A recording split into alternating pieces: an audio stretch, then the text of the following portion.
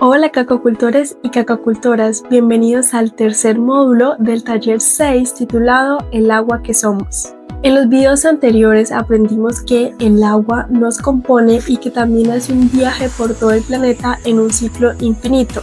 Pero hoy vamos a hablar realmente por qué es tan importante el agua en los ecosistemas. Aprenderemos desde cómo el agua sostiene las cadenas de la vida, cómo hace para que los cultivos produzcan frutos y además aprenderemos sobre cómo ha moldeado nuestra historia y cultura.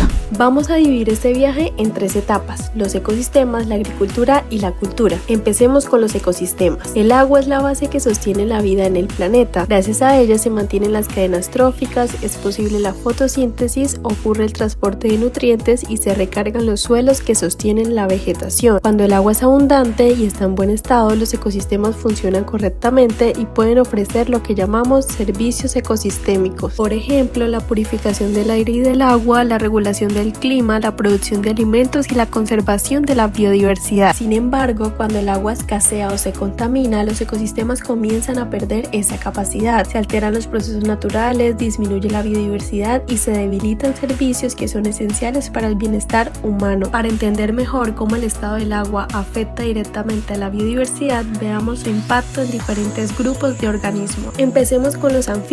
Los anfibios, como ranas y sapos, son considerados bioindicadores de la calidad ambiental.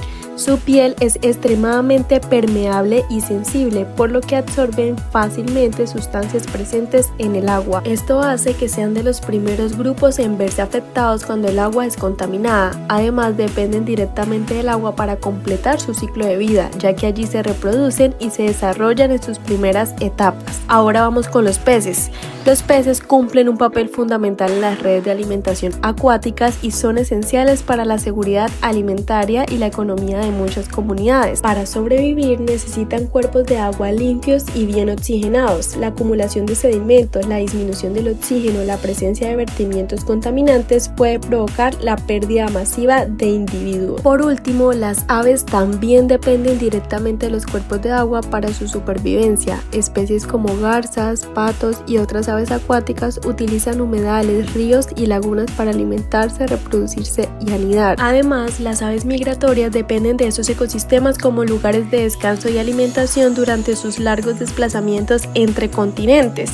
Cuando los cuerpos de agua se degradan o desaparecen, estas rutas migratorias se ven seriamente afectadas. Por otro lado, hay algo verdaderamente fascinante que ocurre en los bosques y que muchas veces pasa desapercibido. Normalmente pensamos que el agua hace crecer al bosque y eso es cierto, pero también ocurre lo contrario. El bosque ayuda a producir y regular el agua. Los bosques funcionan como verdaderas fábricas de agua. Sus copas capturan la humedad presente en la niebla y en las nubes bajas. Sus raíces facilitan que la lluvia se infiltre lentamente en el suelo y su estructura protege la tierra, permitiendo la recarga de ríos, quebradas y acuíferos subterráneos. Además, a través de un proceso conocido como evapotranspiración, los árboles liberan vapor de agua a la atmósfera. Este vapor contribuye a la formación de nubes, ayuda a regular el clima local y mantiene activo el ciclo del agua. Cuando los bosques están sanos, el agua circula de forma equilibrada, se infiltra, se almacena, fluye y vuelve a la atmósfera sin perderse. Sin embargo, cuando ocurre la deforestación, este delicado sistema se rompe. Al desaparecer los árboles, el suelo pierde protección, el agua escurre rápidamente sin infiltrarse y disminuye la recarga de fuentes hídricas. En tercer lugar, el agua cumple un papel fundamental como medio de difusión de señales químicas. A diferencia de lo que ocurre en el aire, en los ecosistemas acuáticos muchas formas de comunicación dependen de sustancias químicas disueltas en el agua. De esta forma, numerosos organismos acuáticos se comunican a través de feromonas y otras señales químicas, por ejemplo, los peces, los anfibios y los crustáceos. En cuarto lugar, encontramos la ecolocalización, una estrategia sensorial fundamental en muchos organismos acuáticos. Esta se basa en la emisión de sonidos y en la capacidad de interpretar los ecos que se producen cuando esas ondas sonoras chocan con otros objetos, presas u otros organismos. Es así que los delfines y las ballenas pueden localizar presas, orientarse en espacios con poca visibilidad y comunicarse con otros individuos incluso a grandes distancias. En quinto lugar, evidenciamos la importancia del agua en el transporte de semillas, un proceso conocido como hidrocoria. Es una estrategia de dispersión en la que muchas semillas están adaptadas para flotar y desplazarse con las corrientes de agua, ya sea a través de ríos, quebradas, lagos o incluso mares. Finalmente, encontramos la importancia de las corrientes oceánicas, uno de los grandes movimientos del agua a escala planetaria. Estas corrientes funcionan como rutas naturales de circulación que orientan y guían las migraciones de numerosas especies marinas.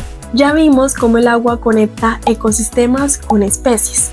Ahora continuemos nuestro recorrido para descubrir el papel del agua en la agricultura. El agua es la columna vertebral de la producción de alimentos. Sin agua no hay cultivos, no hay alimentos y no hay vida. A nivel mundial, más del 60% del agua dulce que extraemos se destina a la agricultura. Por ende, es esencial una gestión responsable del recurso hídrico para garantizar la seguridad alimentaria y la sostenibilidad de los ecosistemas. ¿Y por qué tanta agua se destina para la agricultura? Pues bien, el agua es el ingrediente principal de la fotosíntesis. Miren este gráfico, la planta usa la energía del sol para mezclar el dióxido de carbono con el agua. El resultado de esa mezcla es la glucosa, que es la energía que la planta usa para crecer, y el oxígeno, que libera el aire para que nosotros respiremos. Sin agua, esa fábrica se detiene, no hay crecimiento, no hay frutos, no hay cosecha y además hay un aumento de la vulnerabilidad frente a plagas y enfermedades. Para continuar, centrémonos ahora en el papel del agua en un cultivo muy importante para todos nosotros, el cacao. Desde el punto de vista agronómico, el cacao necesita entre 1500 y 2500 milímetros de lluvia al año para desarrollarse adecuadamente. Sin embargo, más importante que la cantidad total de agua es su distribución a lo largo del año. Cuando las lluvias se concentran en pocos meses y luego se presentan periodos secos prolongados, el cultivo experimenta estrés hídrico. Esta condición afecta directamente a procesos esenciales como el crecimiento vegetativo, la floración, la formación de frutos y la productividad. Más allá de estas prácticas de manejo, existe un concepto que nos permite entender mejor la relación entre el cacao y el agua, conocido como la huella hídrica.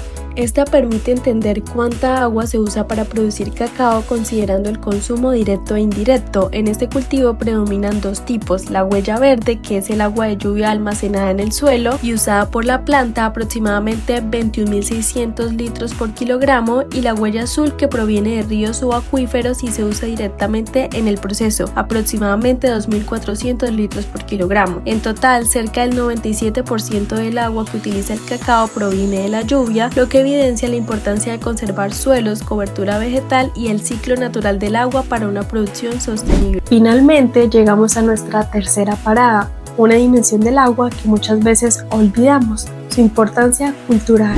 A lo largo de la historia, el agua ha sido considerada sagrada por casi todas las civilizaciones humanas. Está presente en rituales de nacimiento, purificación y renovación, bautizos, hasta múltiples festividades tradicionales. El agua ha simbolizado vida, fertilidad y transformación. Ha inspirado expresiones artísticas, músicas, mitologías y prácticas espirituales. No es casualidad que las grandes civilizaciones se hayan asentado siempre cerca de ríos, lagos o mares. El agua no solo era necesaria para beber y producir alimentos, sino también para comunicarse, encontrarse y conectarse. Históricamente, los ríos, los mares y los océanos han sido caminos naturales. A través de ellos se vieron la exploración, el intercambio de bienes, el comercio y el contacto entre culturas. Incluso hoy, en plena era de los aviones y la tecnología digital, más del 80% del comercio mundial se realiza por transporte marítimo, lo que demuestra que el agua sigue siendo un eje central que conecta territorios, economías y sociedades enteras. Así, el agua no solo sostiene la vida biológica, sino también la vida social, cultural y económica de la humanidad. A lo largo de todo este recorrido nos dimos cuenta que el agua es mucho más que un recurso. Es la base de todos los ecosistemas, el motor de la agricultura y tiene un factor muy importante dentro de nuestra historia y cultura. Cuidar el agua es cuidar la vida, la producción de alimentos y las generaciones presentes y futuras. Cuando protegemos el agua, protegemos todo lo que depende de ella. Gracias por ser parte de esta aventura como observadores de biodiversidad. Al terminar este video, los invito a entrar al site y explorar todo el contenido teórico que hemos preparado para ustedes. Espero sigan conectados porque en el próximo video hablaremos sobre los retos actuales del agua, contaminación, cambio climático y qué podemos hacer para enfrentarlos. Nos vemos en el próximo video.